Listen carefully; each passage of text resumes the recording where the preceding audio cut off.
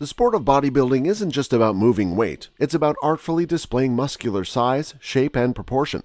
So today we bring you the top 10 legendary posers in bodybuilding history. Number 10, Ed Corney. If Schwarzenegger himself pays you a compliment, you know your posing is on point. In Pumping Iron, Arnold remarked about Ed Corney, his training partner and fellow competitor, by saying, "This is what I call posing," after seeing him on stage. Corney had a flair for the dramatic on stage and was able to hold his own against athletes much larger and heavier than he. Over the course of his long career, Corney won multiple prestigious titles, including Mr. Universe and Mr. America in 1972.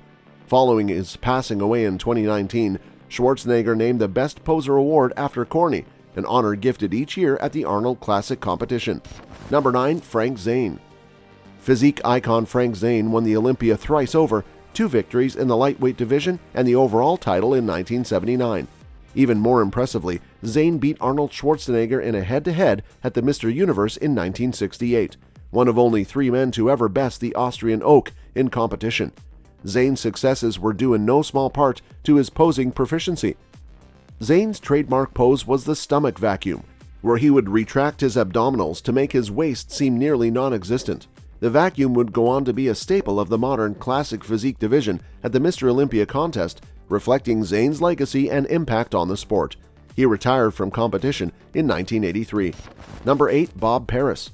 In his younger years, Bob Paris was an award-winning painter, a skill set he applied to his stage presence as a competitive bodybuilder in the 1980s, where he was best known for his acrobatic, statuesque poses. Paris moved like water on stage, flowing from one leg or knee to the other and pausing at just the right moments to show off his best assets. Paris was the 1983 IFBB Amateur World Champion, but was never able to clinch the overall title in his era. Although his highest placing at the Olympia was 7th, Paris is remembered for his elegance and poise on stage. Number 7, Francis benfatto. Some athletes earn recognition without ever winning a professional contest. Francis benfatto was a fan favorite strictly because of his posing.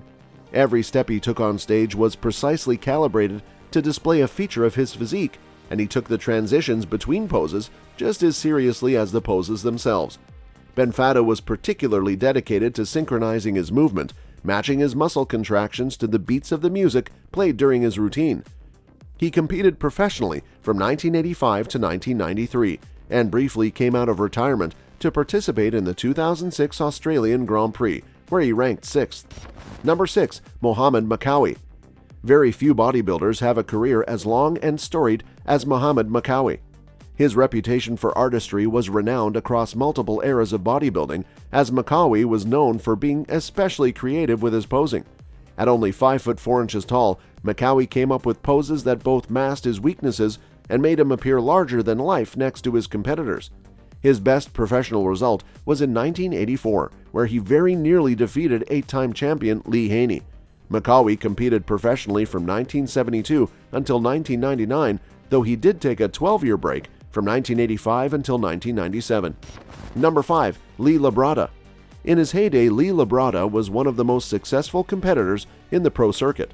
From the late 1980s into the early 1990s, Labrada went pose for pose against Lee Haney in an attempt to dethrone him at the Mr. Olympia contest.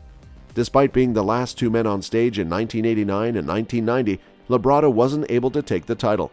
Labrada was dedicated to making his transitions, moving from one pose to the next, as natural as possible. His attention to detail, as well as inventing his own bow and arrow pose, helped him place in the top 4 at the Mr. Olympia for 7 consecutive years. Labrada's influence on modern posing can be seen in his son Hunter, who finished 4th at the 2021 Mr. Olympia, and in classic physique competitors like Terrence Ruffin, who finished 2nd at the same event. Number 4, Shawn Ray. Some athletes carve their name into bodybuilding history without taking home a Sandow. Shawn Ray has only 2 IFBB wins to his name, the 1990 Ironman Pro and the 1991 Arnold Classic. That said, he placed in the top 6 at the Olympia every year from 1990 until his retirement in 2001. His second-place finish in 1996 is considered a historical upset, as many fans feel he should have beaten Dorian Yates. Ray's posing was second to none. He was consistent and methodical on stage, posing to slower music than his competitors, rarely displaying so much as a twitch or grimace. After his retirement, Ray maintained a presence in the sport, but his standing as an all-time great poser is forever etched into bodybuilding lore. Number 3. Melvin Anthony. Melvin Anthony understood the importance of showmanship better than most. He won several shows in the 2000s as a professional, and many of his successes were due to his flair for the dramatic on stage. Anthony was a versatile poser. He could be ostentatious or restrained and knew exactly when to turn things up a notch to engage the audience. His inclusion of dance moves and acrobatics between poses would impress the fans and judges while threatening the competitors that had to follow him.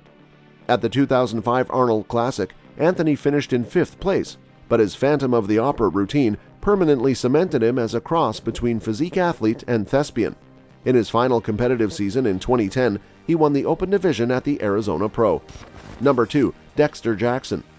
Dexter Jackson is known for coming in sharp, both in terms of conditioning and posing.